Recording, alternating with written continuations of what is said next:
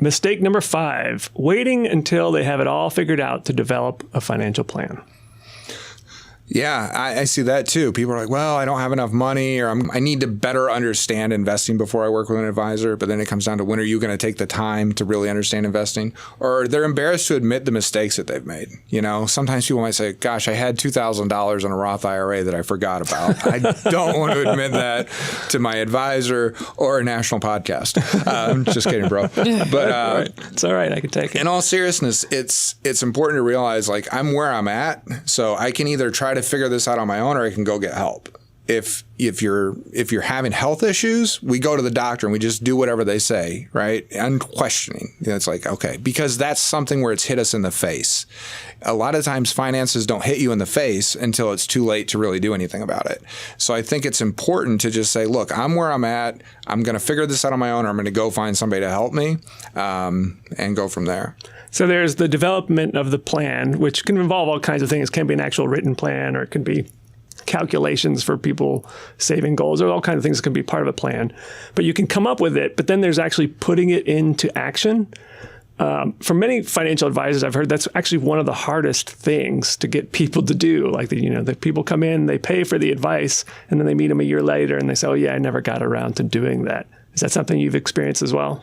So I've seen that, absolutely. And so what I've realized is a lot of my job as an advisor is to help lead people to reach the goals that they want to do. So that involves some accountability. So like, okay, so you want to get your estate plan developed. When do we want to have that done? And then me following up to make sure that they've actually taken the actions to do it.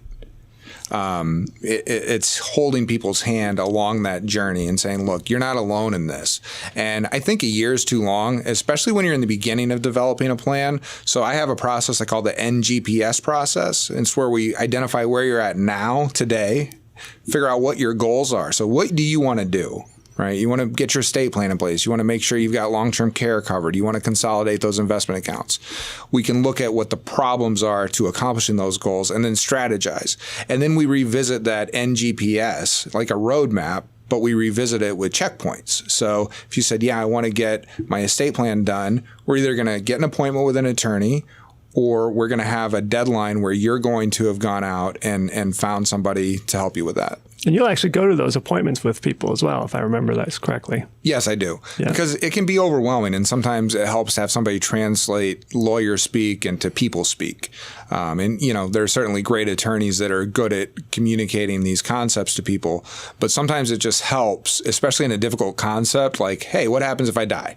It's not the most fun to think about, right? But it's really important. And it's not just documents. It's an understanding of what your estate plan is. And estate plans aren't just for the wealthy. That's another show. It's remarkable how much being a financial planner is like being a personal trainer. It really is. Or it's people like, I know I should exercise. I know. And then you hire someone to solve all your problems, but then it turns out you're still the problem that you need to solve.